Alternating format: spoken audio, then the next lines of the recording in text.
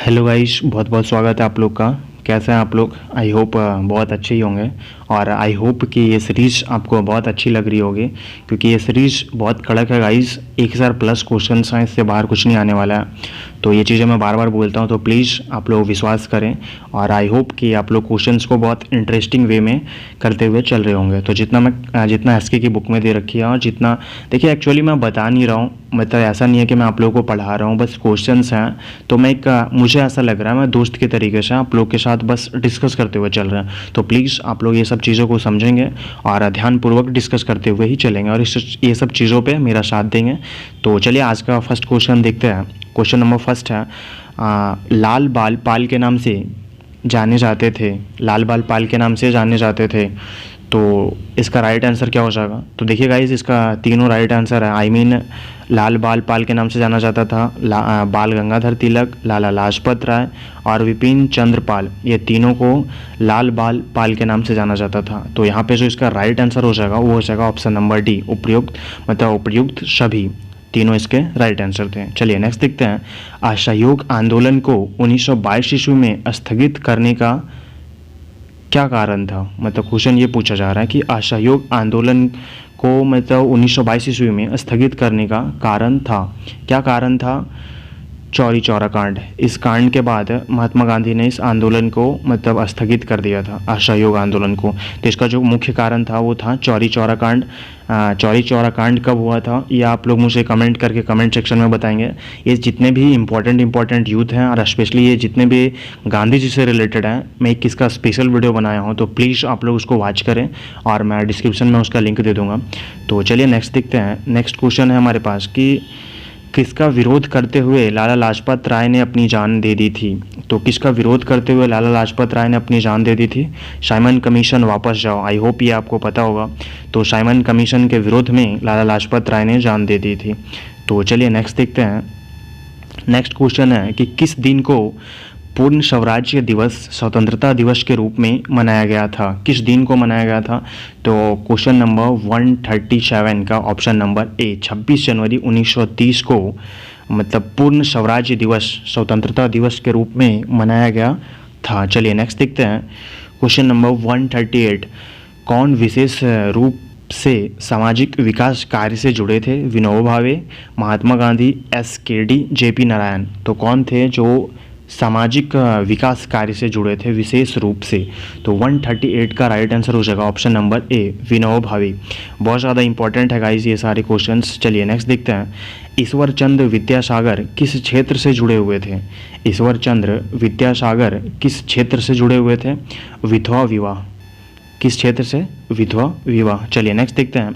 भूदान आंदोलन की शुरुआत हुई थी? कौन सा आंदोलन? भूदान आंदोलन की शुरुआत हुई थी आंध्र प्रदेश से। याद रखना है, बहुत ज़्यादा इंपॉर्टेंट है। भूदान आंदोलन की शुरुआत कहाँ से हुई थी? आंध्र प्रदेश से। चलिए नेक्स्ट क्वेश्चन देखते हैं।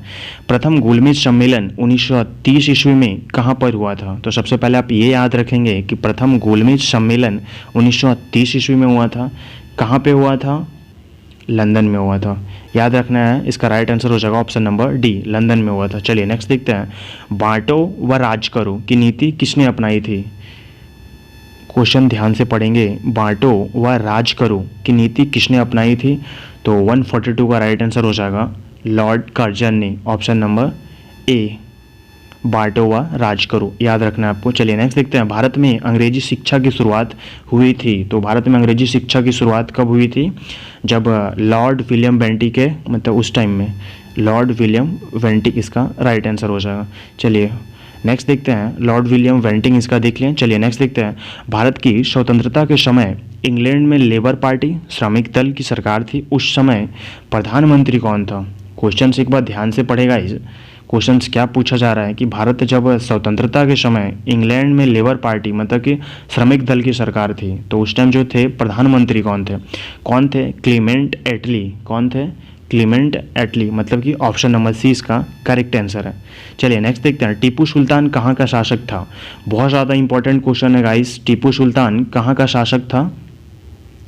मैसूर का था। राइट आंसर क्या हो जाएगा? ऑप्शन नंबर ए, 145 का ऑप्शन नंबर ए जो है करेक्ट आंसर है।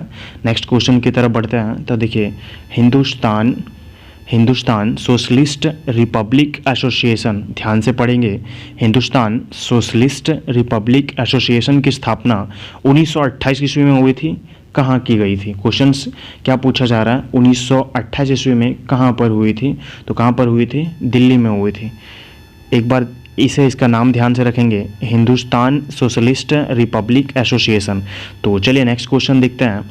नेक्स्ट क्वेश्चन हमारे पास है कि केवल कांग्रेस के एक अधिवेशन जिसमें महात्मा गांधी ने 1924 ईस्वी में अध्यक्षता की थी, तो कांग्रेस में मतलब केवल कांग्रेस के एक अधिवेशन में कोई एक अधिवेशन हुआ था जिसमें महात्मा गांधी ने 1924 में अध्यक्षता की थी, वो कौन सा अधिवेशन था, तो वो अधिवेशन था बेलगांव का अधिवेशन। 147 का ऑप्शन नंबर ए राइट है। तो बेलगांव का जो मतलब अधिवेशन हुआ था कांग्रेस का, उस टाइम कब हुआ था, 1924 ईस्वी में।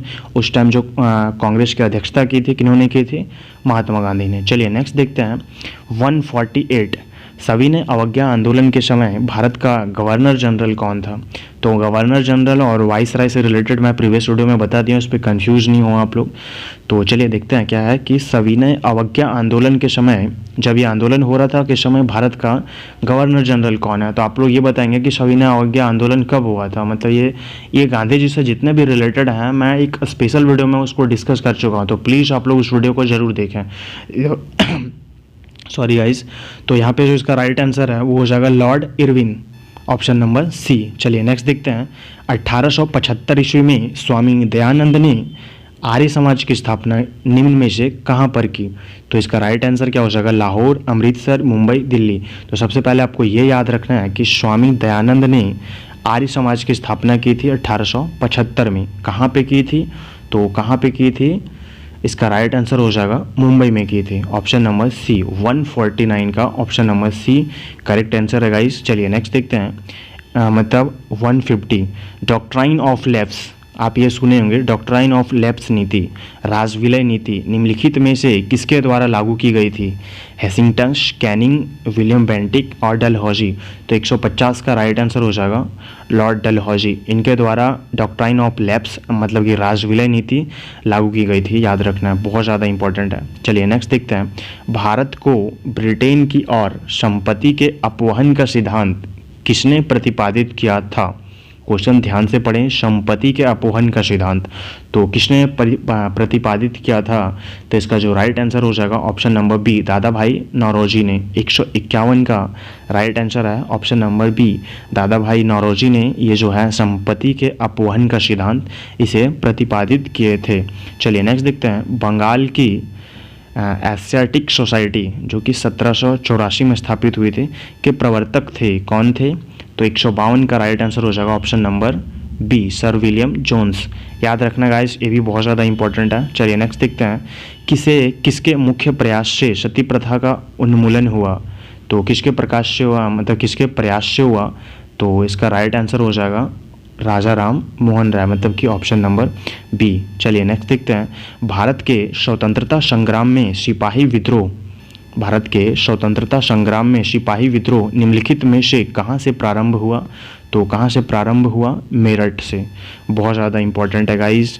चलिए नेक्स्ट देखते हैं। निम्नलिखित युग्मों में से कौन सा एक सही सुमेलित नहीं है, मतलब कोई एक है जो गलत है। तो चलिए देखते हैं। 155 का जो राइट आंसर हो जाएगा वो हो जाएगा सी, लॉर्ड रिपन स्थानीय प्रेस एक्ट, ये गलत है। बाकी देख लीजिए आप, लॉर्ड वेलेस्ली, सहायक संधि, लॉर्ड डलहौजी, अभी देखें हम लोग डॉक्ट्राइन ऑफ लैप्स, ये सब जो थे इन्होंने सब ने लागू किए थे और इनसे संबंधित है। जैसे बंगाल का विभाजन, लॉर्ड कर्जन, तो ये सब इनसे संबंधित है, बट लॉर्ड रिपन का संबंध इससे नहीं है। तो इस वजह से ये गलत हो जाएगा और इसका राइट आंसर हो जाएगा, क्योंकि यहाँ पे यही पूछा गया कि कौन सा सुमेलित नहीं है। तो 155 का right answer option number C. चलिए नेक्स्ट देखते हैं। गदर पार्टी के एक प्रमुख नेता थे, गदर पार्टी के एक प्रमुख नेता थे, कौन थे, हरदयाल, जो कि बहुत ज़्यादा इंपॉर्टेंट है। चलिए नेक्स्ट देखते हैं। सन 1905 के बंगाल विभाजन के समय वाइसराय कौन था। तो सबसे पहले नेवी एमआर में अपने टाइम पे ये क्वेश्चंस पूछा गया था कि बंगाल का विभाजन कब हुआ था। तो याद रखना है आपको कब हुआ था, 1905 ईस्वी में। अब पूछा गया कि बंगाल विभाजन जो कि 1905 ईस्वी में हुआ था, उस समय वाइसराय कौन था। तो कौन था उस समय वाइसराय, लॉर्ड कर्जन, अभी हमने ऊपर डिस्कस किया कि उसका संबंध था, तो लॉर्ड कर्जन का संबंध था बंगाल विभाजन से, 1905 ईस्वी में हुआ था, उस टाइम ये वाइसराय थे। चलिए नेक्स्ट देखते हैं। नेक्स्ट है क्वेश्चन नंबर 158। एनी बेसेंट तथा लोकमान्य तिलक द्वारा चलाए गए आंदोलनों का क्या नाम था? क्या नाम था? तो देखते हैं कि क्या नाम था। भारत छोड़ो, खिलाफत, होम रूल या इनमें से कोई नहीं। तो 158 का राइट आंसर हो जाएगा guys home rule. Home rule जो था वो इनके द्वारा चलाया गया था। किनके द्वारा? लोकमान्य तिलक और एनी बेसेंट के द्वारा। तो ये आज के लिए बस इतना ही गाइस, मिलते हैं अब नेक्स्ट वीडियो में। वीडियो बहुत ज़्यादा लंबी ना बन जाए, बस इसी डर से मैं थोड़ा वीडियो शॉर्ट करके बनाता हूँ ताकि आप लोगों को देखने में भी अच्छा लगे और बोर फील ना हो। तो बस आज के लिए इतना ही, मिलते हैं नेक्स्ट वीडियो में। Thank you so much for watching guys. जय हिंद।